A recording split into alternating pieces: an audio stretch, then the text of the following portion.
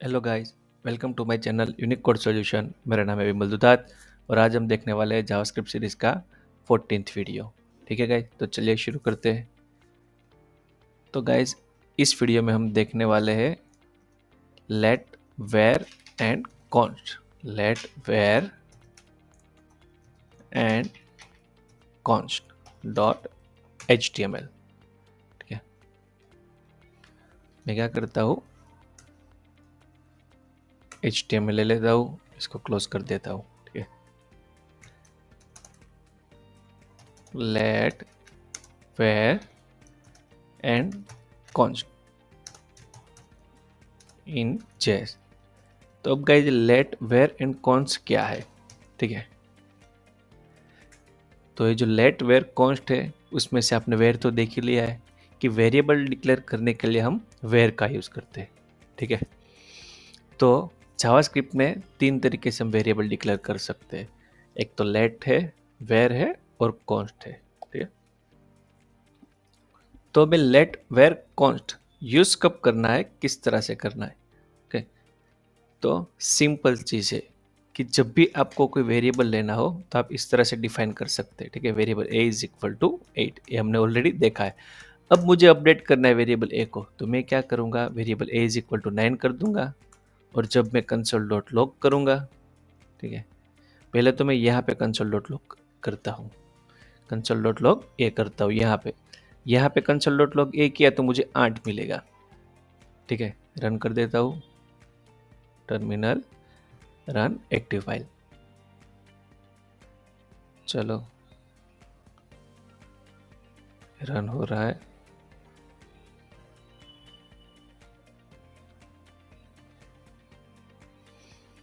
Okay, run हो गया है। ठीक है, अब मैं यहाँ पे इंस्पेक्ट एलिमेंट में देखता हूँ, इसको क्लोज कर देता हूँ।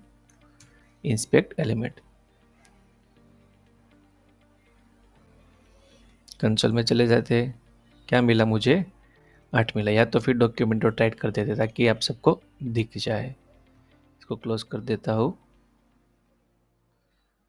यहाँ पे लिख देता हूँ document dot right, document dot right, और यहाँ पे H1 टैग के अंदर ले लेता हूँ ताकि थोड़ा जूम इन हो जाए।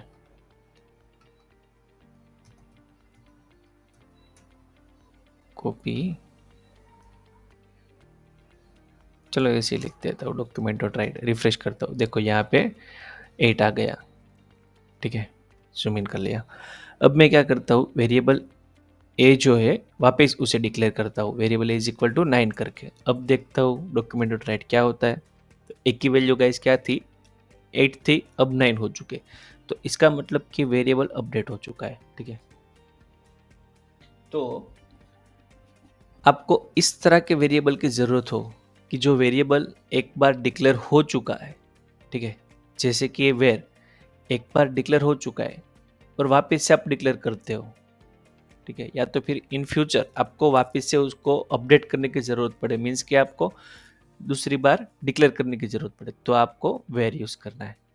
ओके, अभी मैं सेम चीज़ लेता हूँ, लेट। लेट वेर की जगह पे आप लेट भी ले सकते हो। Let b is equal to 15 लेता हूँ और मैं यहाँ पे 50 ले लिया और यहाँ पे बी प्रिंट करवाता हूँ। वापस से जाके रिफ्रेश करता हूँ, मुझे 50 मिल गया। ठीक है, अब वापस से यहाँ पे let b is equal to 20 करता हूँ। अभी 20 करता हूँ तो देखो, एक तो मेरे एक्सटेंशन ने ही यहाँ पे एरर दे दी। देखो क्या लिखा, can not redeclare block scoped variable B. Okay, ये जो वेरिएबल बी है उसको आप रीडिक्लेयर नहीं कर सकते, मीन्स कि अपडेट भी नहीं कर सकते। रीडिक्लेयर का मीन्स कि आप अपडेट नहीं कर सकते। ठीक है, अब यहाँ पे देखो रेड कलर आ गया। ये तो एक्सटेंशन का कमाल है, पर अगर आपके पास एक्सटेंशन नहीं भी है तो भी कोई बात नहीं। अब मैं यहाँ पे रिफ्रेश करता हूँ, कुछ नहीं आया। तो कुछ तो आना चाहिए ना, या तो 20 आना चाहिए, तो फिर 50 आना चाहिए, कुछ नहीं आया। तो यहाँ पे इंस्पेक्ट एलिमेंट में देख लेते, इंस्पेक्ट एलिमेंट में कुछ एरर होगी। देखो यहाँ पे नीचे ले लेता हूँ, इसको थोड़ा जूम इन कर देता हूँ। क्या एरर आ गई? सिंटैक्स एरर कि identify b has already declared. Okay, कि जो बी है वो ऑलरेडी डिक्लेयर हो चुका है यहाँ पे। तो आपको कोई ऐसी फील्ड चाहिए कि जिसको आप अपडेट नहीं कर सकते दूसरी जगह पे, ठीक है? तो उस टाइम पे आपको क्या लेना है? बी लेना है। ओके, जैसे कि आप कोई कंपनी में जॉब कर रहे हो, वो कंपनी कोई सॉफ्टवेयर बनाती है कमीशन बेस्ड। ओके, कि भाई आपको लेट यहाँ पे कोई कमीशन ले लेता हूँ कि आपको कोई भी ट्रांजेक्शन हो,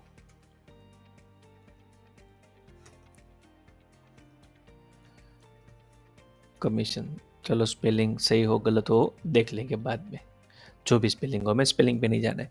कि कोई बंदे ने कमीशन लिया है कि जो भी कोई ट्रांजेक्शन हो मुझे उसमें से 2% कमीशन चाहिए। ठीक है, परसेंट नहीं लिखता हूँ मैं, 2 लिख देता हूँ, जो कि परसेंटेज वैल्यू है। तो कमीशन आपने 2% डिक्लेयर कर दिया है, पर कोई दूसरा डेवलपर आता है, वो कोई कैलकुलेशन बिठाने की ट्राई कर रहा है। ओके, तो यहाँ पे 2 से उसका कैलकुलेशन बैठ नहीं रहा है, तो वो क्या करेगा कि 2.01 कर देगा यहाँ पे कोई दूसरी जगह पे। ओके, यहाँ पे मैं 2.002, बंदे को ऐसा लगेगा कि ये तो उतने में कुछ फर्क नहीं पड़ेगा, 0.002 है। पर नहीं गाइस, कंपनी का रूल्स है कि मुझे 2% ही कमीशन चाहिए, तो वो बंदा लेट ले सकता है। ठीक है, कि ये चीज़ जो है डिक्लेयर दूसरी बार नहीं होनी चाहिए, तो डेवलपर को भी मालूम पड़ जाएगा कि उसने लेट लिया है, यहाँ पे कमीशन है, तो हो सकता है वो फिक्स्ड हो। हाँ, अगर कंपनी को बढ़ाना ही है तो यहाँ पे वो बढ़ा सकता है, यहाँ पे 2.5 कर सकता है, यहाँ पे 5 ही कर सकता है, तो कोई इश्यू नहीं है, पर रीडिक्लेयर नहीं कर सकता। ठीक है, रीडिक्लेयर नहीं कर सकता। अब सेम चीज, जो ये लेट है, सेम चीज आती है कॉन्स्ट, कि आपको फिक्स्ड कमीशन रखना है, फिक्स्ड कमीशन। ओके, यहाँ पे फिक्स्ड कमीशन मुझे 4% चाहिए। तो सेम चीज कॉन्स्ट में भी आप रीडिक्लेयर नहीं कर सकते। ठीक है, सेव करता हूँ, यहाँ पे एरो ले जाता हूँ, देखो कैन नॉट रीडिक्लेयर, तो दोनों में सेम ही एरर आ रही है। देखो यहाँ पे भी मैं रिफ्रेश करता हूँ, तो अब बी की बात थी, अब कमीशन की बात आ जाएगी कि COM हैज़ ऑलरेडी डिक्लेयर, कि आप ऑलरेडी डिक्लेयर हो चुका है, आप उसको डिक्लेयर नहीं कर सकते। ठीक है, तो अब इसमें और इसमें क्या डिफरेंट है? ठीक है, इसमें और इसमें क्या डिफरेंट है? तो ये दोनों में वो डिफरेंट है कि आप लेट लिया है आपने, ठीक है, लेट की वैल्यू आप अपडेट नहीं कर सकते, पर चेंज्ड होती रहती है। ओके, चलो मैं एक एग्जांपल दिखाता हूँ, इसको मैं हटा देता हूँ, इसको भी मैं हटा देता हूँ। ओके, मैंने ए ले लिया, let i is equal to 1। ठीक है, आई इज इक्वल टू 1 ले लिया। ओके, अब यहाँ पे मैं आई करूँगा, तो ऑब्वियस बात है कि मुझे यहाँ पे आई की वैल्यू मिलेगी। देखते हैं क्या मिलती है। आई की वैल्यू क्या मिली? 1 मिली। ओके, चलो इसको मैं हटा देता हूँ। अब मैं एक लूप चलाता हूँ, फॉर लूप चलाता हूँ। यहाँ पे भी मैंने लेट लिया है, लेट वेरिएबल आई लिया है, कि आई की जो वैल्यू है वो 0 होनी चाहिए, या तो मैं कर सकता हूँ 1 होनी चाहिए, और कहाँ तक जानी चाहिए, तो मैं ले लेता हूँ 10 तक जानी चाहिए। ओके, 10 तक जानी चाहिए, और इसको मैं प्रिंट करवाता हूँ। यहाँ पे एक ऑलरेडी प्रोग्राम हमने देख लिया है फॉर लूप का। ठीक है, अब देखते हैं कि आई की वैल्यू मुझे क्या मिलती है। डॉक्यूमेंट डॉट राइट आई लिखा है, तो मुझे आई की वैल्यू क्या मिली? 1 2 3 4 5 6 7 8 9 10। ओके, तो इसका मतलब ये हुआ कि आई जो है, ओके, आपने एक ही वेरिएबल लिया है आई, और उसकी वैल्यू आप लगातार बढ़ाते जा रहे हो। ठीक है, आई डिक्लेयर एक ही बार हुआ है, 10 बार डिक्लेयर नहीं हुआ है। ठीक है, एक ही बार आई डिक्लेयर हुआ, और आप उसकी वैल्यू बढ़ा सकते हो, घटा सकते हो। ठीक है, इसका मतलब हो गया लेट। अब सेम चीज कॉन्स्ट ले लेते हैं। कॉन्स्ट मीन कॉन्स्ट अचल, कि जो फिक्स्ड है। ठीक है, आप कोई भी संजोग आ जाए, आपको उसकी वैल्यू चेंज नहीं करनी। जैसे कि कमीशन है कि भाई कंपनी का फिक्स्ड है कि उतना ही रखना है, तो कॉन्स्ट में आप ले सकते हो, ठीक है। या तो फिर हम वाई वैल्यू ले लेते हैं पाई की। पाई की वैल्यू फिक्स्ड है, पाई की वैल्यू क्या है 3.147, उस तरह की कुछ है, मैं अप्रोक्स ले लेता हूँ। अब मैं यहाँ पे कंसोल डॉट लॉग पाई करता हूँ, तो यहाँ पे कंसोल में देखेंगे कि पाई की वैल्यू क्या मिल रही है, ठीक है, ये 3.147। अब सेम चीज पाई में इसके अंदर कितने भी बार प्रिंट कर दूँ तो 3.710 बार आएगा। मीन्स कि जो चीज फिक्स्ड है कि उसको आप बढ़ा नहीं सकते, ओके। तो तब आपको कॉन्स्ट वेरिएबल लेना है कि जैसे कि कोई प्रोजेक्ट, आप कोई प्रोजेक्ट पे वर्क कर रहे हो, वो प्रोजेक्ट का पेज व्यू पेज पे जाना है, या तो प्रोडक्ट ले लो, प्रोडक्ट के व्यू पेज में जाना है, ठीक है। प्रोडक्ट के व्यू पेज में उसी प्रोडक्ट की डिटेल होगी सारी, तो उस पेज के लिए वो प्रोडक्ट आईडी कॉन्स्ट में ले सकते हो, क्योंकि वो पेज में प्रोडक्ट आईडी फिक्स्ड है। दूसरा पेज आएगा तो उसमें प्रोडक्ट आईडी चेंज हो जाएगी। जैसे कि अभी मैं वीवो का मोबाइल देख रहा हूँ, वीवो V21 देख रहा हूँ, चलो, तो वीवो V21 की जो आईडी है पूरे पेज में वही आईडी कॉन्स्ट रहेगी। पर वीवो मैंने V22 23 देख लिया, तो उसकी आईडी चेंज हो जाएगी, तो वो पूरे पेज में 23 रहेगी, ठीक है। तो जो कॉन्स्ट है आप उस फिक्स्ड चीज के लिए ले सकते हो, ठीक है, जिसकी वैल्यू प्लस भी नहीं होगी माइनस भी नहीं होगी। पर अब आपको क्वेश्चन आएगा कि यहाँ पे आपने लेट लिया है, एक ही बार डिक्लेयर हुआ है, यहाँ पे इंक्रीज हो रहा है, इसकी वजह से आ गई। आप यहाँ पे कॉन्स्ट लेके क्यों नहीं देखते, चलो वो भी कर लेते हैं। मैं यहाँ पे कॉन्स्ट ले लेता हूँ, ठीक है, इसको हटा देता हूँ। तो एक कॉन्स्ट की वैल्यू, जैसे कि मैंने बोला कि आई, यहाँ पे मैंने लेट लिया था, तो आई की वैल्यू क्या थी, लेट डिक्लेयर आपने एक ही बार किया है, पर यहाँ पे वैल्यू इंक्रीज हो रही है, डिक्रीज भी कर सकते हो, माइनस लगा देखो तो डिक्रीज हो जाएगी।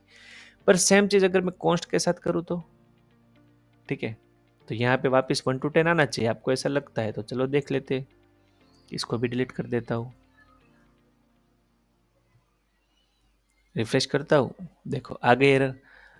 क्या है, असाइनमेंट टू कॉन्स्ट वेरिएबल, कि जो कॉन्स्ट वेरिएबल का असाइनमेंट है वो गलत है, कि कॉन्स्ट का मतलब एक ही है, जो एक बार तो प्रिंट कर दिया const i is equal to 1, एक बार यहाँ पे प्रिंट कर दिया, बस फिर एरर आ गई कि आप कॉन्स्ट को इंक्रीज भी नहीं कर सकते, डिक्रीज भी नहीं कर सकते, ठीक है। वेरिएबल के साथ कुछ भी कर सकते हो, इंक्रीज कर सकते हो, डिक्रीज कर सकते हो, ठीक है, अपडेट कर सकते हो, वो वेरिएबल की लिमिट है। अब लेट की लिमिट क्या है कि आप इंक्रीज डिक्रीज कर सकते हो, पर रीडिक्लेयर नहीं कर सकते, अपडेट नहीं कर सकते। अपडेट मीन्स यहाँ पे अपडेट कर सकते हो, नो नॉट इश्यू, यहाँ पे आपने कोई इश्यू नहीं है, यहाँ पे आप अपडेट कर सकते हो, पर वेरिएबल रीडिक्लेयर नहीं हुआ, इसकी लिमिट क्या हो गई कि आप रीडिक्लेयर नहीं कर सकते, वैल्यू इंक्रीज डिक्रीज कर सकते हो। अब सेम चीज कॉन्स्ट आ गया, कॉन्स्ट में तो आप क्या करोगे, वैल्यू इंक्रीज भी नहीं कर सकते, डिक्रीज भी नहीं कर सकते, और रीडिक्लेयर भी नहीं कर सकते। कॉन्स्ट एक बार आ गया तो आ गया, फिक्स्ड वैल्यू हो गई उसकी, ना इंक्रीज होगी ना डिक्रीज होगी, ठीक है। ए पेज के लिए अगर पेज बदल दिया, ओके, तो कॉन्स्ट बदल सकते हो। जैसे कि ये पेज सेम ही है, ओके, ये जो कर्ली ब्रैकेट है इसको हम रूम बोलते हैं, कोई भी फंक्शन के बगैर ये ब्रैकेट ले लिया तो इसको आप रूम बोलते हो। तो इसकी वैल्यू और रूम की वैल्यू, दोनों की वैल्यू अलग अलग है, ठीक है। जैसे कि आप कोई शॉप पे चले जाते हो, तो कोई शॉप का मालिक है वो आपका रिलेटिव है, ठीक है, तो वो आपको थोड़े सस्ते दाम में दे रहा है, ओके, तो दूसरों को वो दाम नहीं दे रहा है, प्रोडक्ट एक ही है, प्राइस भी एक ही है, पर आपको थोड़े सस्ते दाम में दे रहा है। मीन्स कि प्रोडक्ट सेम है, दुकान सेम है, मालिक भी सेम है, पर आपको थोड़े डिफरेंट रेट में मिली, कि आप उसके कुछ पहचान वाले लगते हो। तो सेम चीज यहाँ पे, ये रूम है, तो आप उस तरह की फ्लेक्सिबिलिटी ले सकते हो कि ये यहाँ पे एक ऐसा ही समझ लो कि ये दूसरी शॉप है, ठीक है, वही चीज दूसरी शॉप पे अलग रेट में मिल सकती है, तो यहाँ पे मैं कॉस्ट सेम ले सकता हूँ, const phi is equal to 3.157, जो कि रॉन्ग है। ठीक है, मुझे मालूम है रॉन्ग है, पर ये तो जस्ट एग्जाम्पल के लिए। तो यहाँ पे मैं कंसोल डॉट लॉग करूँगा तो मुझे एरर नहीं मिलेगी। यहाँ पे मैं पाई कंसोल डॉट लॉग करता हूँ तो मुझे पाई मिलेगा 3.157, मिल गया। और एरर है वो तो लेट की वजह से, यहाँ पे कॉन्स्ट की वजह से जो लेट लिखना था। ठीक है, देखो 3.157, यहाँ पे क्या था 3.147। अब मैं यहाँ पे लेट भी रीडिक्लेयर कर सकता हूँ, लेट कॉन्स्ट भी ले सकता हूँ, वेर तो वैसे भी ले सकते हैं।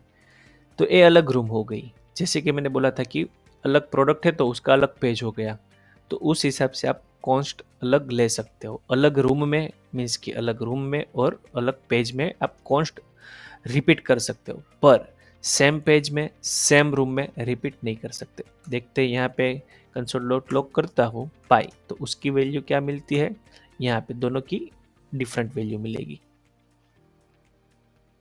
देखो 3.147, 3.157।